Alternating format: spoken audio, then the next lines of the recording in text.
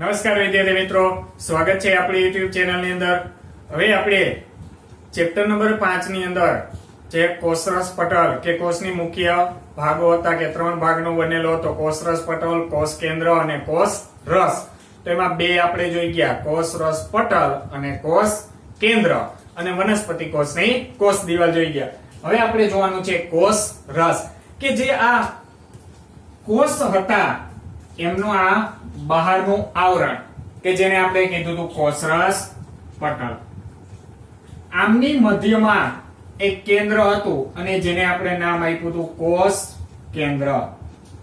હવે આ કોષરસ પટલની અંદર કે અહીંનો જે આ બધો વિસ્તાર છે, આ વિસ્તારની અંદર એક દ્રવ્ય આવેલું હોય છે, પ્રવાહી આવેલું હોય છે, અને જેને શું કહેવામાં આવે છે? કોષરસ તરીકે ઓળખવામાં આવે છે. કે કોષરસ પટલની અંદર કે જે આપણે ગાલના કોષ, ડુંગળીના કોષ જોયા હતા, એમની અંદર કોષરસ પટલની અંદર જે પ્રવાહી માધ્યમ આવેલું છે, એ પ્રવાહી માધ્યમને શેના તરીકે ઓળખવામાં આવે છે? કોષરસ તરીકે ઓળખવામાં આવે છે. તો આપણે લખીએ કે કોષરસ કોષોમાં કોષરસ પટલની અંદર આવેલા દ્રવ્યને અથવા તો પ્રવાહીને કોષરસ કહે છે. કે એમનું અંદરનું જે પ્રવાહી માધ્યમ છે, કોષની અંદરનું, જે શું કહેવાશે? કોષરસ કહેવાશે. હવે આમાં બીજું કઈ તો છે નહીં, પરંતુ આ જે કોષરસ છે, કોષ કેન્દ્ર વિશે તો આપણે ભણી ગયા. આ કોષરસ છે એમની અંદર નાની નાની પટલોથી આવરિત, પટલો એટલે આ પટલ એટલે એનો મતલબ શું થશે? પડદો. કે આવી પટલોથી આવરિત નાની નાની અંગિકાઓ આવેલી હોય છે. કે આ કોષરસમાં પટલોથી આવરિત, પટલો એટલે પડદાઓથી આવરિત સૂક્ષ્મ નાની અંગિકાઓ આવેલી હોય છે, કે જેને આપણે કહેશું પટલ, કોષીય પટલીય અંગિકાઓ અથવા તો ખાલી કોષીય અંગિકાઓ તરીકે પણ ઓળખવામાં આવે છે. કે જે માત્ર ને માત્ર ઇલેક્ટ્રોન માઇક્રોસ્કોપ દ્વારા જ જોઈ શકાય છે. કે જે માત્ર ઇલેક્ટ્રોન માઇક્રોસ્કોપ દ્વારા જ જોઈ શકાય છે. કે સાદા સૂક્ષ્મદર્શક યંત્ર કે સાદા માઇક્રોસ્કોપ દ્વારા એને આપણે જોઈ શકાતા નથી. પરંતુ આવી જે કોષીય અંગિકાઓ છે, એ કોષ કેન્દ્રના આધારે આપણે બે પ્રકાર જોયા હતા, આદિકોષ કેન્દ્રી અને સુકોષ કેન્દ્રી. તો આવી જે કોષીય અંગિકાઓ છે, એ કોષીય અંગિકાઓ માત્ર ને માત્ર સુકોષ કેન્દ્રીય કોષોમાં જોવા મળે છે. કે આવી કોષીય અંગિકાઓ અથવા તો કોષીય પટલીય અંગિકાઓ, પટલ એટલે પડદાઓથી આવરિત, ત્યારે જ આપણે એને અલગ અલગ જોઈ શકીએ. આગળના વિડીયોની અંદર આપણે જોયું હતું કે કોઈ એક ક્લાસરૂમ છે, એને આપણે બે ભાગમાં જોવો છે તો સીધે સીધો આપણે નહીં જોઈ શકીએ, પરંતુ જો વચ્ચે પડદો હશે કે કોઈ પણ જાતનો પડદો હશે તો આપણે બે ભાગ છે એને અલગ અલગ જોઈ શકીશું. તો એ પટલની જરૂર પડશે. કે આવી કોષીય અંગિકાઓ માત્ર સુકોષ કેન્દ્રીય કોષોમાં જ આવેલી હોય છે, કે આદિકોષ કેન્દ્રીયમાં હોતી નથી. અને આ બાબત છે, કઈ બાબત? તો કે આ જે કોષીય અંગિકાઓ આવેલી છે, એ મુખ્ય બાબત આ સુકોષ કેન્દ્રીય કોષને આદિકોષ કેન્દ્રીય કોષથી શું કરે છે? અલગ કરે છે. કે જે સુકોષ કેન્દ્રીય કોષને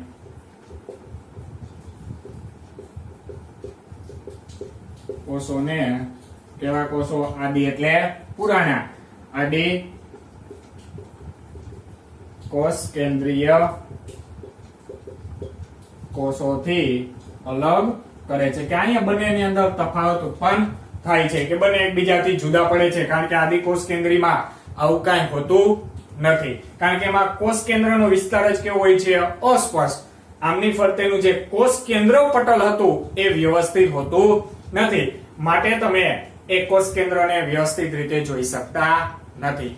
તો આ જે કોષીય અંગિકાઓ છે અથવા તો કોષરસ પટલ છે એમનું ઉદાહરણ આપણે વાયરસ દ્વારા સમજી શકીએ છીએ. જેમ અત્યારે આ કોરોના વાયરસ છે એમ કોઈ પણ વાયરસ હોય તો એમનું કોઈ પણ જાતનું ગુણન થતું નથી. ક્યાં સુધી? તો કે જ્યાં સુધી તે કોઈ સજીવના શરીરમાં દાખલ ન થાય કે બહાર હશે તો એમના કોષની અંદર કાંઈ પણ જાતનો તમને ફેરફાર જોવા મળશે નહીં.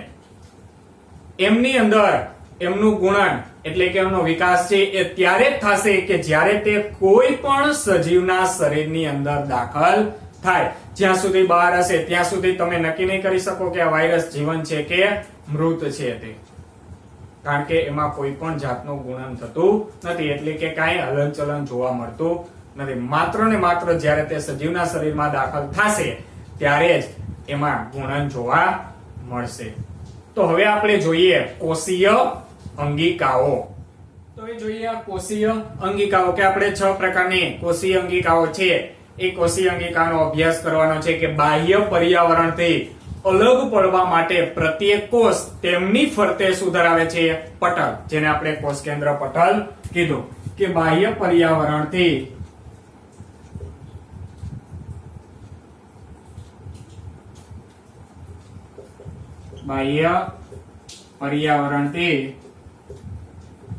કોષને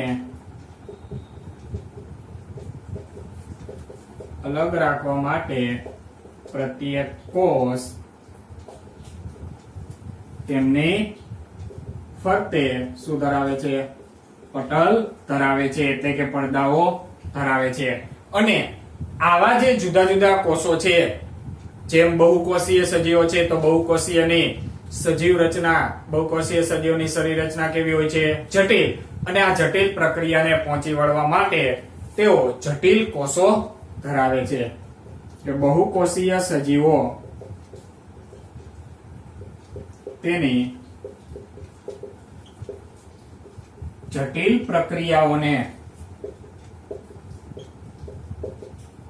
પહોંચી વળવા માટે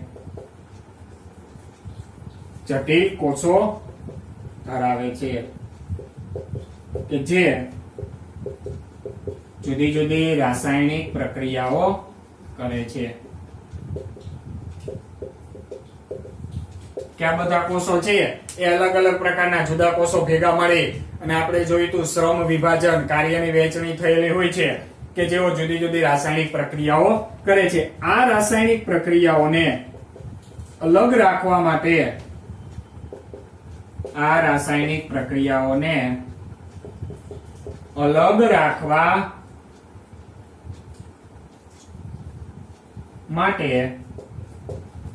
કે આ બધી જ કોષો પ્રક્રિયાઓ છે એક સાથે ન થાય, ભેગી ન થાય, એના માટે જુદા જુદા કોષો આવેલા હોય છે.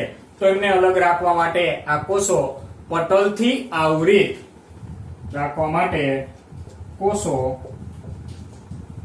પટલ દ્વારા એટલે કે પડદાઓ દ્વારા આવરિત અંગિકાઓ ધરાવે છે. કે આ એની વિશિષ્ટ બાબત છે કે જે સુકોષ કેન્દ્રીય કોષોને આદિકોષ કેન્દ્રીયથી શું કરે છે?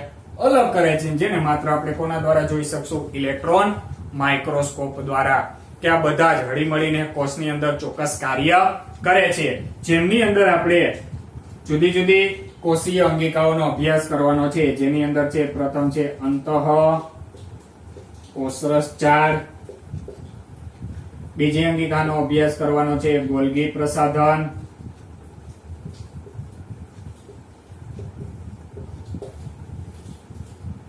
ત્રીજી લાઇસોઝોમ અથવા તો લાઇસોઝોમ્સ, પછી ત્યાર પછીની ચોથી આવશે કણાભસૂત્ર, ત્યાર પછી રંજક કણો અને છેલ્લે આપણે જોવાની છે રસધાનીઓ. તો આવી વિવિધ પ્રકારની આપણે 6 કોષીય અંગિકાઓનો અભ્યાસ કરવાનો છે કે જે આપણા કોષોની અંદર આવેલી હોય છે. અમુક વનસ્પતિ કોષની અંદર હોય છે, અમુક પ્રાણી કોષોની અંદર હોય છે, જ્યારે અમુક બંનેની અંદર જોવા મળે છે. ચાલો તો આપણે કોષીય અંગિકાઓની અંદર પ્રથમ કોષીય અંગિકાનો અભ્યાસ કરીએ, અંતઃકોષરસ જાળ, કે જેને ટૂંકમાં કહેવાશે અંગ્રેજીની અંદર ER, એન્ડોપ્લાઝમિક રેટિક્યુલમ. કે આપણે પછી આખું નામ નહીં લખીએ અંતઃકોષરસ જાળ, એને ટૂંકમાં શું લખીશું? ER લખીશું, એટલે એનો મતલબ થશે અંતઃકોષરસ જાળ. તો અંતઃકોષરસ જાળની રચના શું છે? તો અંતઃકોષરસ જાળ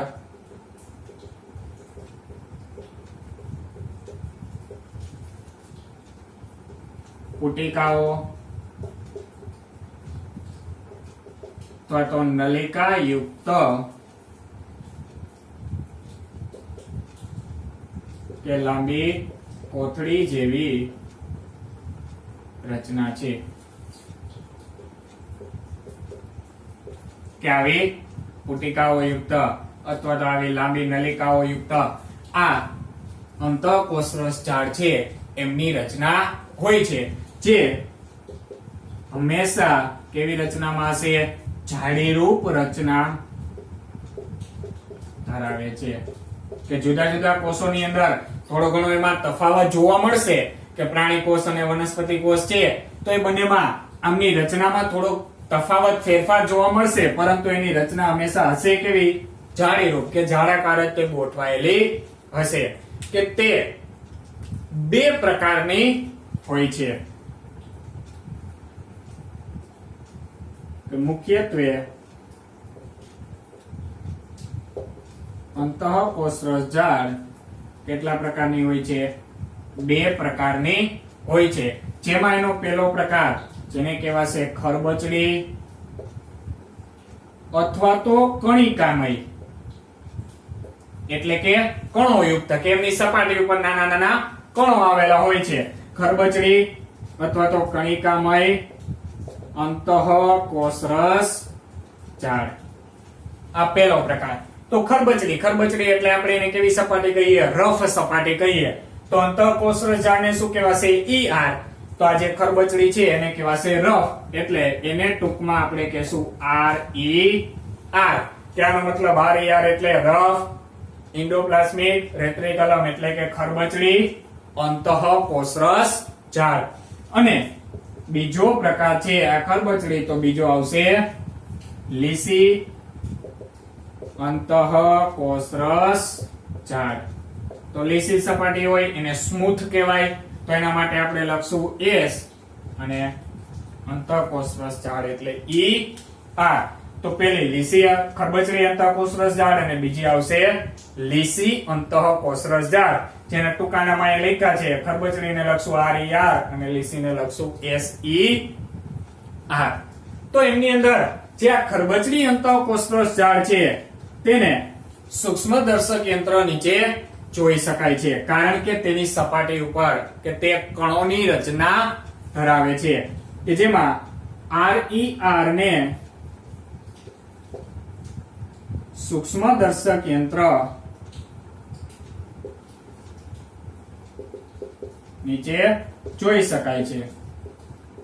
તેને તમે જોઈ શકશો કારણ કે તે કણોની રચના ધરાવે છે, અને આ જે કણોની રચના ધરાવે છે એ કણોની રચનાને જેને રિબોઝોમ્સ કહે છે. કે આ જે ખરબચડી અંતઃકોષરસ જાળ ઉપર જે કણો આવેલા છે એ કણોની રચના છે, એ કણોની રચનાને શું કહેવાશે? રિબોઝોમ્સ કહે છે. કે તે એટલે કોણ? તો કે રિબોઝોમ્સ, કે તે ER ની સપાટી પર એટલે કે અંતઃકોષરસ જાળની સપાટી પર કણો સ્વરૂપે રહેલા હોય છે.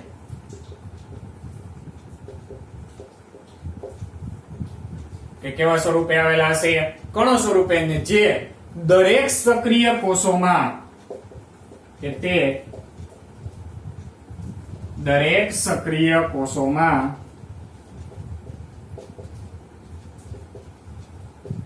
હાજર હોય છે. જે એક સક્રિય એટલે કે એક્ટિવ ક્રિયા કરતા કાર્ય કરતા કોષો છે તેમની અંદર તે હાજર હોય છે.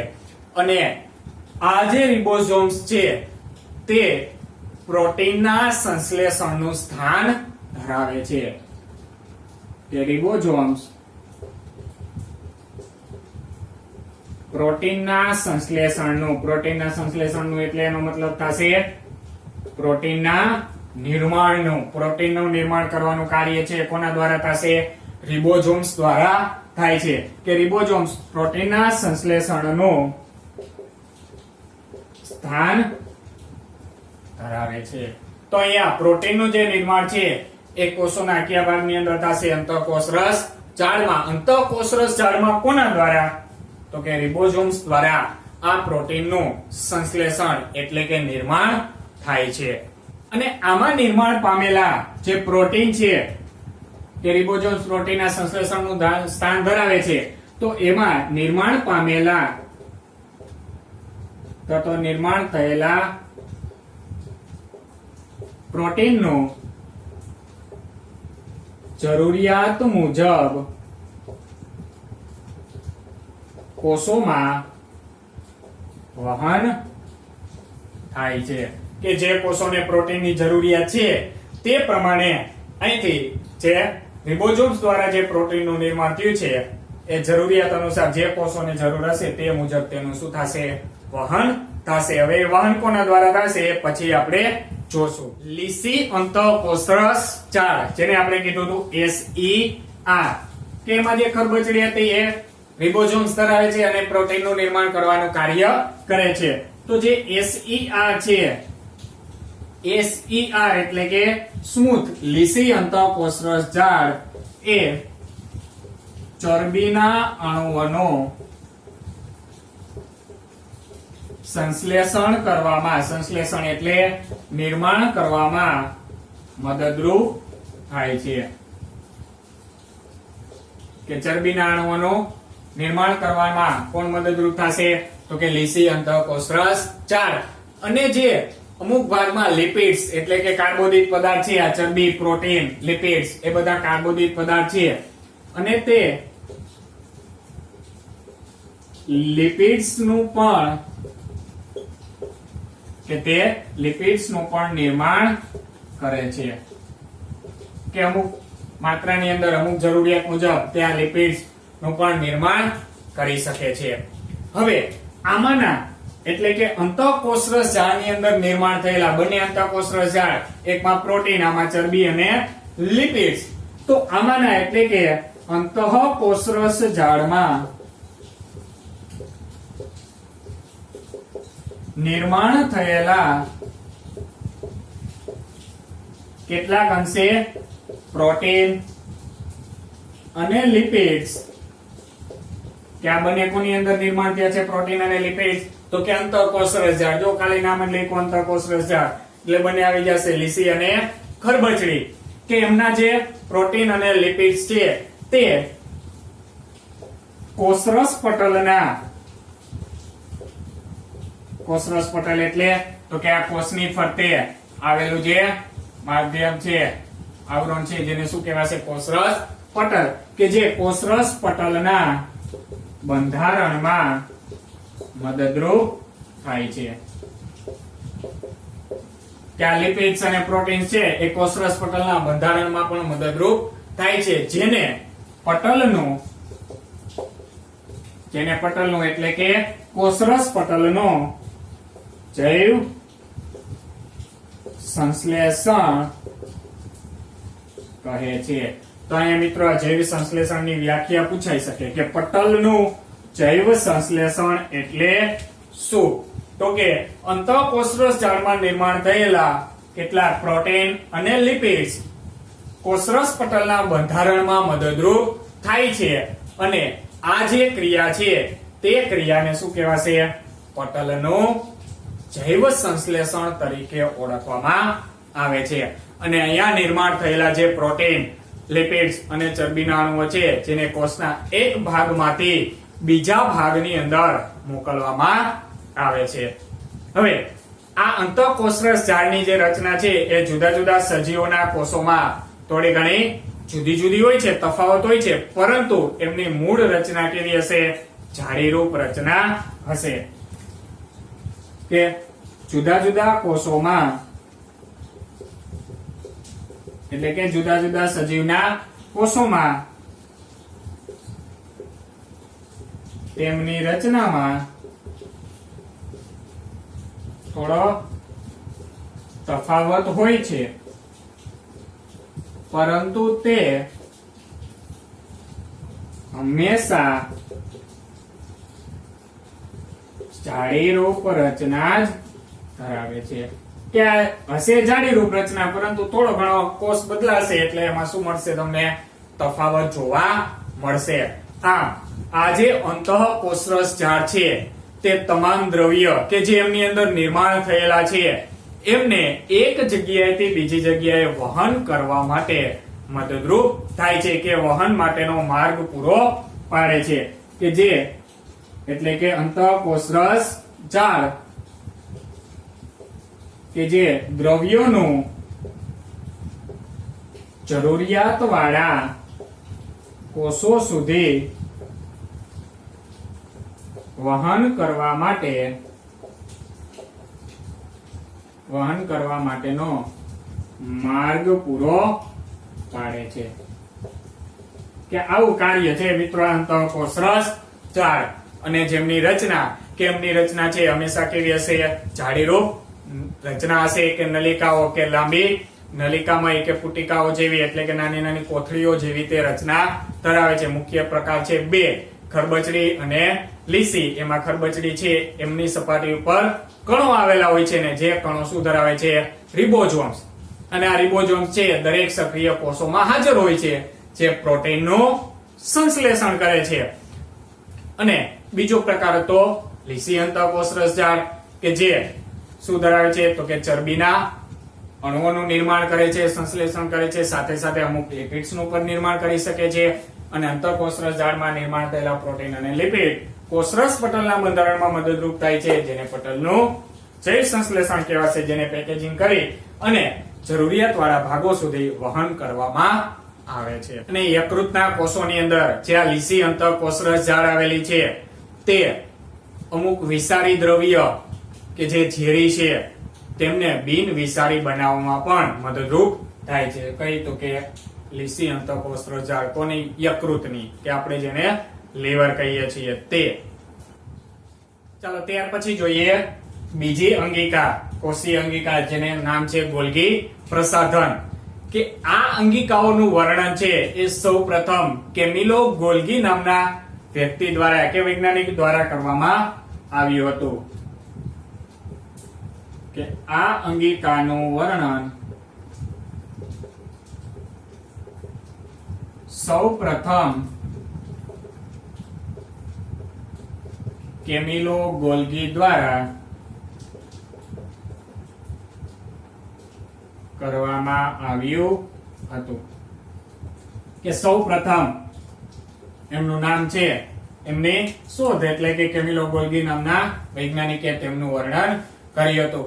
કે તે પુટિકાઓની થપ્પીઓ જેવી રચના ધરાવે છે. કે તે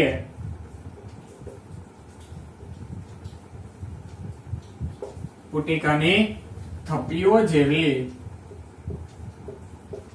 રચના ધરાવે છે, ને જેને સિસ્ટરની કહે છે.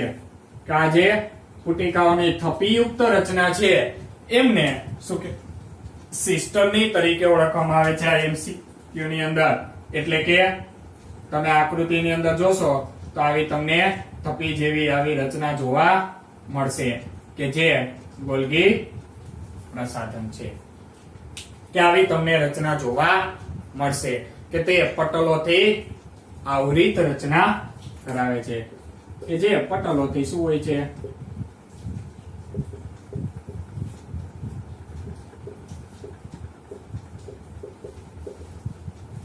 કે જે પુટિકાઓની આવી જે થપ્પીઓ છે જેને શેના તરીકે ઓળખવામાં આવે છે?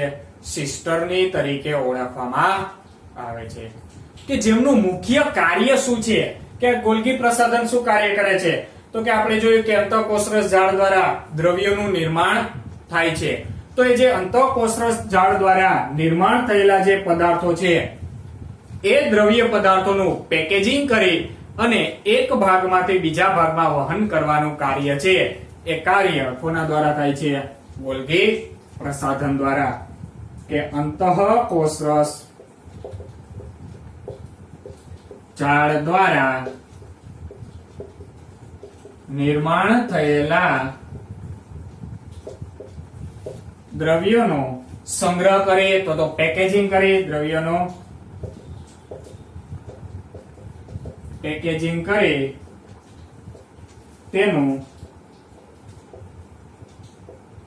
જરૂરિયાત વાળા કોષો અથવા તો ભાગો સુધી વહન કરે છે કે અંતઃકોષરસ જાળની અંદર જે દ્રવ્યનું નિર્માણ થયું છે એનું પેકેજ કરશે કે પેકિંગ કરી અને એને જે ભાગમાં જરૂરિયાત છે જે કોષોને જરૂર છે તે કોષો સુધી તેનું વહન કરશે કે તે આવા દ્રવ્યોનું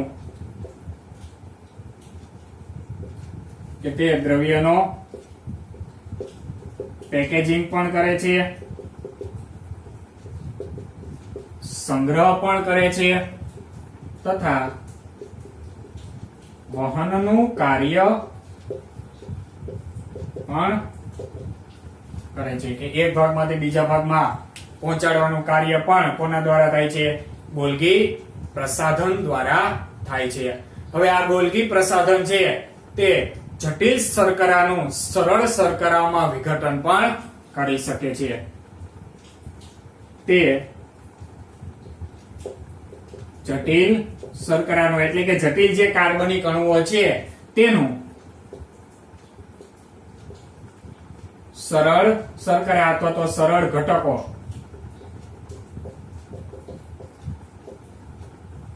વિઘટન પણ કરે છે કે આવું કાર્ય પણ ગોલ્ગી પ્રસાધન કરી શકે છે અને ઘણી વખત આ ગોલ્ગી પ્રસાધન છે એ લાઇસોઝોમ્સના નિર્માણ સાથે પણ સંકળાયેલું છે તે જે આપણે બીજી અંગિકાઓ જોઈ તે લાઇસોઝોમ્સ તે લાઇસોઝોમ્સના નિર્માણ સાથે પણ સંકળાયેલી છે એટલે કે લાઇસોઝોમ્સનું નિર્માણ કરવામાં પણ આ ગોલ્ગી પ્રસાધન મદદરૂપ થાય છે કે સૌપ્રથમ વર્ણન કેમિલો ગોલ્ગી દ્વારા કર્યું હતું કે તે પટલોથી આવરી પુટિકાઓની રચના છે કે જેમાં પુટિકાની થપ્પીઓ જેવી રચના ધરાવે છે ને જે થપ્પીઓ છે એને શું કહેવાશે સિસ્ટરની કહે છે કાર્ય શું કરશે તો કે અંતઃકોષરસ જાળ દ્વારા નિર્માણ થયેલા દ્રવ્યનું પેકેજિંગ કરી અને તેને જરૂરિયાત વાળા કોષો સુધી વહન કરશે તે દ્રવ્યનું પેકેજિંગ પણ કરે છે સંગ્રહ તથા વહન પણ કરવાનું કાર્યના દ્વારા થાય છે અને જટિલ શર્કરાને સરળ અણુઓમાં સરળ કાર્બનિક અણુઓની અંદર વિઘટન કરે છે અને તે લાઇસોઝોમ્સના નિર્માણ સાથે પણ સંકળાયેલું છે તો આ 2 માર્ક્સની અંદર પૂછાઈ શકે કે ગોલ્ગી પ્રસાધન વિશે નોંધ લખો તો અહીં સુધી રાખી આપણે 2 અંગિકાઓ જોઈ ગયા અંતઃકોષરસ જાળ અને ગોલ્ગી પ્રસાધન હવે પછીની જે બાકીની અંગિકાઓ છે એ આપણે પછીના વિડીયોની અંદર અભ્યાસ કરીશું થેન્ક યુ વેરી મચ